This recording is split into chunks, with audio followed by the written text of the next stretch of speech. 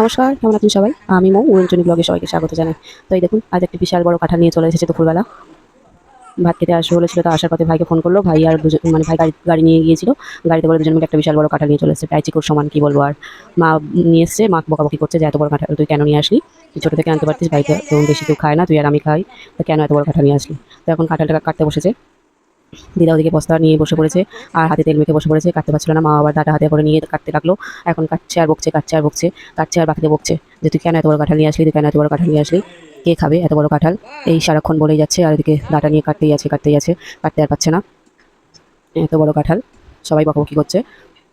শেষ পর্যন্ত দেখুন কাঁঠালটা শুয়ে কাটতে লাগলো। দিদা ওদিকে তেলের বোতল হাতে করে নিয়ে আর এদিক ওদিক করছে, এদিক ওদিক করছে। আর মা বলছে এবার ধরে টানো টানো, কিন্তু টানছে, দিদা টানছে, কিন্তু হচ্ছে না। দিদা টানতেই থাকে, কিন্তু একটু একটু কিছু মানে ছিঁড়তে পারছে না। শেষ পর্যন্ত একটুখানি ছিটলো, মানে অনেকক্ষণ টানার পর। টানতেই আছে, কিন্তু হচ্ছে না, হচ্ছে না। শেষ পর্যন্ত দুজন মিলে হাত লাগালো। মা দিদা আবার বলছে এদিক দিয়ে কাট, ওদিক দিয়ে কাট, না হলে হবে না। তো মা আবার ওদিক দিয়ে কাটতে লাগলো, মুখের দিক দিয়ে। আর মা তো একইভাবে বলে যাচ্ছে তুই কেন এত বড় কাঁঠাল নিয়ে এসেছিস।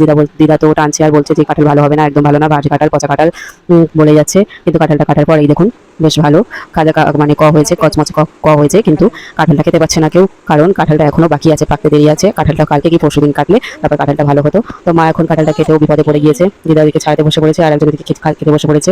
ভাত না খেয়ে কাঁঠাল খাচ্ছে।